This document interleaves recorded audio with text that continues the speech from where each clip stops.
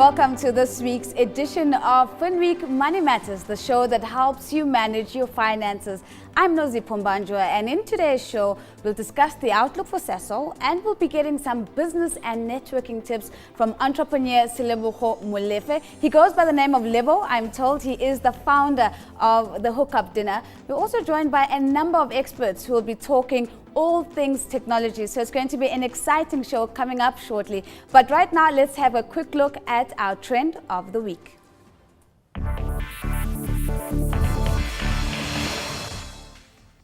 Now, there's an app for just about anything, and virtually every business, retailer or website is prompting customers to download its app too. So should your business venture also get an app? Joining us from the Cape Town studio to help us answer this question is Lynette Hundermark. She's the Managing Director and Chief Product Officer at Mobile Solutions Consultancy, Useful and Beautiful. Lynette, welcome and thank you so much for being on the show. Maybe just give us a sense of where South Africa fits in the hype. How popular are apps in the South African market? Hi, thanks for having me. Apps are extremely popular and they are gaining in popularity because smartphones are becoming more and more affordable, thus giving people access to apps. If you measure the daily engagement of apps today as opposed to a couple of years ago, you will see that more and more users are actively engaged in apps. Are we able to pinpoint which apps are the most popular in the South African market? In the South African market, looking across the various charts across the Android and iOS, the charts are usually dominated by your WhatsApp and your Facebook, those sort of apps. But local apps that are really popular are your banking apps. They've been popular for a while and they are growing in popularity. Those are apps from specifically FNB, Capitec and Standard Bank. They feature in the top 50. And interestingly, another app that's doing quite well at the moment is the Pick n Pay Super Animals app. Obviously, that's in line with their current campaign.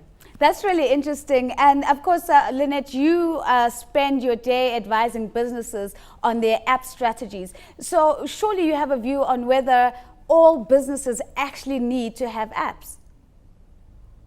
That's an interesting question and an interesting conversation to have. It really depends on whether a business can add that value to the consumer who is using the app. In this day and age, all businesses need to have a mobile presence. That's absolutely mandatory. But when it comes to an app, there is a consumer expectation that the app will provide a very rich and useful user experience that you cannot get on a mobile site. So it really, really depends that the app really needs to have something more than what a mobile website will offer. From the business. You've touched on an important insight, and this is around adding value for the customer. How are businesses actually perceiving the use of apps in the business? Are they seeing them as an opportunity to add value, or are they seeing apps as an opportunity to have an additional revenue stream?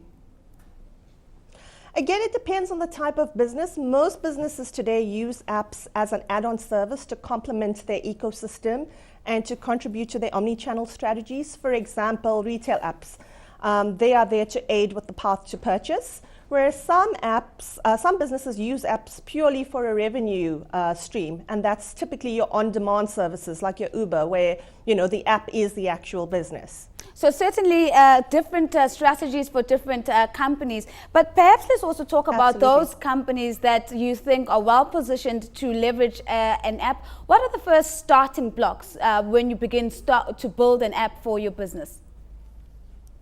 The first thing, and while it might seem like an obvious thing to touch on, but I often see this when I advise clients, is businesses need to understand who their audience is and what platform they need to target. Quite often I find that businesses want to develop an iOS app, but the current stats of South Africa, and this is based on the last 6 years, it's iOS apps, as lovely as iPhones especially, they only make up between 5 and 7% of the South African population. And businesses need to see value and engagement. So when developing an app, you need to understand what cell phones, what handsets your consumers are likely to be on. Because if you want to see results, you need to be present on what they are actually using. So it's important to understand who your consumer is and what they are using, and then to go into, exactly what features are going to add that value, because at the end of the day, without getting that user engagement, your app is not going to make a difference to your business. Absolutely, and if we stay with user engagement, one then can make the assumption that it's largely going to be companies that provide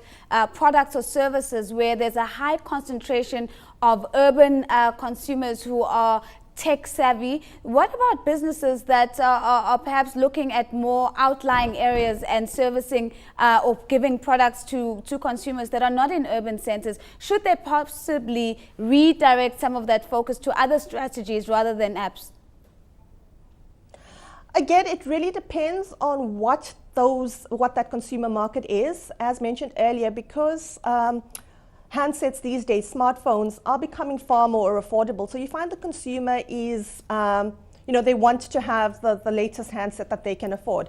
But what's really important is to make sure that you develop an app or whatever solution that you want to for that target audience, taking into consideration their bandwidth, their data. Right. And most importantly, it's making the user experience really, really simple and intuitive. At the end of the day, a mobile user is guaranteed to be multitasking. They're busy people, so they want to do their task in as little time as possible. So you need to make that task as seamless as possible. Yes, if apps is not the right route, there are other mobile channels as well, such as USSD, which is really popular and really effective as well. But it really depends on the functionality that you want to offer your consumer, and just developing a solution that meets their needs. A final one, Lynette. So I've picked up that usability is quite important, but what other differentiators are going to separate the winners, in particular the winning apps versus ones that are not going to get as high as user engagement as those that are leading the market? Yes, without a doubt, usability, as you picked up. But also, it's making efficient use of that real estate. At the end of the day, you are working with such a small screen. So it's important not to clutter that, and the functionality that you are going to have in this app, you need to be able to perform that task. My rule of thumb is you need to do it in under 2 minutes. And that's what makes an app really, really popular and sets it from the rest. Because at the end of the day, there are so many apps, and you need to set yourself from the competition and be the one that everyone's going to be using.